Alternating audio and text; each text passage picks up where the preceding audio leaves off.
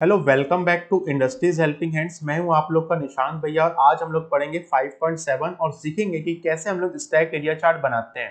5.6 के अंदर मैंने एरिया चार्ट आप लोग को बताया है। एरिया चार्ट कैसे बनाते हैं, देखिए एरिया चार्ट और स्टैक एरिया चार्ट में माइनर सा डिफरेंस होता है। मैं आप लोग को याद दिला दूं कि यूनिट नंबर 2 जब हम लोगों ने कॉलम चार्ट पढ़ा था तो हम लोगों ने वहां पे कॉलम के साथ साथ कॉलम का स्टैक चार्ट भी पढ़ा था। देखिए ये जो चार्ट है जिसपे आपकी लाइन है एक्स एक्सेस और वाई एक्सेस, इसमें जो कॉलम बना हुआ है इसको हम लोग कॉलम चार्ट कहते हैं। बट यदि इसी पे मैं मल्टीपल वैल्यू यहाँ पे ऐड ऑन करूं और तीनों वैल्यू को तीन वैल्यू यदि मैं ऐड ऑन करूं तो इसको हम लोग स्टैक के फॉर्मेट में रखते हैं, तो इसको हम लोग स्टैक कॉलम चार्ट कहते थे।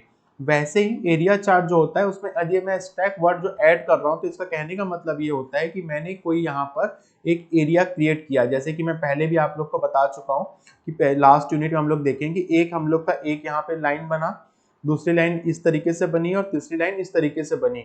तो सबसे पहले जो मिनिमम है, फिर उसके बाद ऊपर में प्लस, फिर उसके ऊपर में प्लस, तो इस तरीके से हम लोग एरिया को भी यहाँ पर जो है डिवाइड कर लेते हैं स्टैक के फॉर्मेट में। तो इसको हम लोग स्टैक एरिया चार्ट कहते हैं। ओके, और एरिया चार्ट और स्टैक एरिया चार्ट में क्या डिफरेंस है ये भी मैंने आप लोग को पिछले लेक्चर में बताया है कि जो एरिया चार्ट होता है वो एरिया चार्ट जो होता है वो एरिया चार्ट जो है ओवरलैप करता है, जो दूसरे की दो एरिया होता है उसको ओवरलैप करता है। तो चलिए इसे हम लोग बनाकर देखते हैं और सीखते हैं कि कैसे स्टैक एरिया चार्ट बनाते हैं। मैं बार बार इसलिए फोर्स कर रहा हूँ कि कभी भी आप कंफ्यूज ना हो स्टैक एरिया चार्ट पे और एरिया चार्ट पे। तो चलिए हम लोग इसे क्रिएट करके देखते हैं हमारे पावर बीआई सॉफ्टवेयर पर। सो आप भी मेरे साथ साथ यहाँ पर पावर बीआई सॉफ्टवेयर को ओपन कर लीजिए और यहाँ पर आप देख सकते हैं ये जो आपको आइकन दिख रहा है ये आपका स्टैक एरिया चार्ट का आइकन है। जस्ट ये जो आइकन है एरिया चार्ट के बाजू में है। तो हम लोग चलिए यहाँ पर जो है स्टैक एरिया चार्ट को बनाते हैं। ये एकदम सिंपल सा है, जैसे हमने एरिया चार्ट यहाँ पर बनाया था आप लोग यहाँ जैसे देख पा रहे थे वही वैल्यू को मैं यहाँ पे पुटअप करता हूँ। एरिया चार्ट की जो वैल्यू है एक्स एक्सेस पे, वाई एक्सेस पे और यहाँ पे लेजेंड पे। तो चलिए हम लोग यहाँ पे जो वैल्यू है उसे इंपोर्ट करते हैं। मैं तो एक्स एक्सेस के अंदर हम लोग पहले जो वैल्यू पुटअप किए थे एक बार मैं आप लोगों को क्रिएट लाइन चार्ट के अंदर भी दिखा देता हूँ कि कौन सी वैल्यू हम लोग इंपोर्ट किए थे। ऑर्डर डेट की, रीजन की और उसके बाद कैटेगरी की।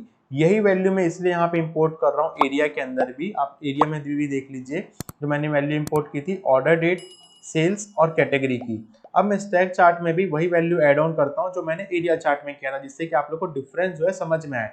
ऑर्डर डेट की वैल्यू मैंने एक्स एक्सेस के अंदर पुटअप कर दी, ठीक है।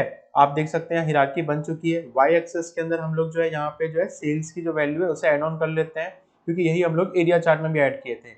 लेजेंड के अंदर हम लोग यहाँ पर जो है वैल्यू हमने जो ऐड ऑन की थी कैटेगरी की वैल्यू, उसको भी हम लोग यहाँ पर ऐड ऑन कर लेते हैं।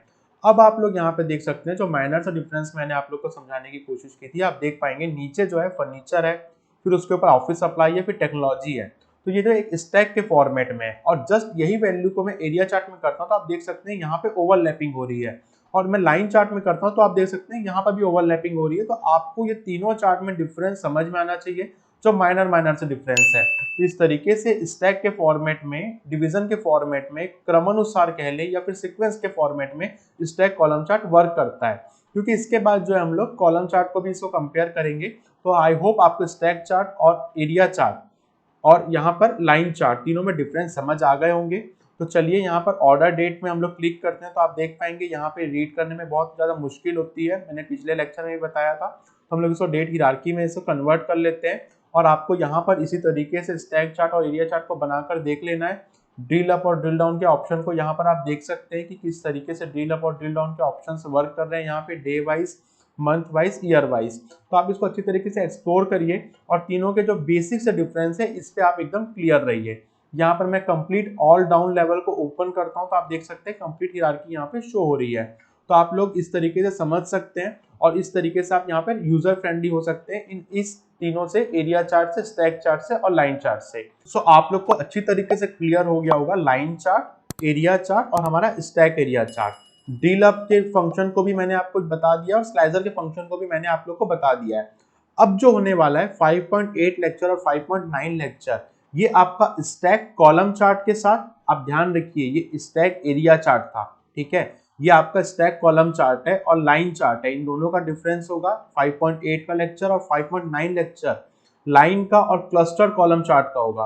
तो आप लोग अब कंफ्यूज मत होइएगा एरिया चार्ट पे, स्टैक एरिया चार्ट पे और स्टैक कॉलम चार्ट पे और क्लस्टर कॉलम चार्ट पे। इसलिए मैं आप लोग को धीरे धीरे रिलेट कर करके बता रहा हूँ कि बेसिक बेसिक डिफरेंस क्या होता है। क्योंकि यहाँ पे 5.10 और 5.11 लेक्चर जो हम लोग करेंगे ये चार्ट का लेक्चर नहीं होगा, बट मैंने इस यूनिट में इसलिए रखा हूँ जिससे कि आप इसको अच्छी तरीके से रिलेट कर पाओ यूनिट नंबर 5 के अंदर ही सारी चीजों को, और एक दूसरे के बीच के जो माइनर डिफरेंस है उसको भी आप समझ पाओ। तो चलिए हम लोग मिलते हैं हमारे नेक्स्ट लेक्चर में जो होगा हमारा 5.8 line versus stack column chart को, दोनों को हम लोग यहाँ पर जो है कंपेयर करेंगे।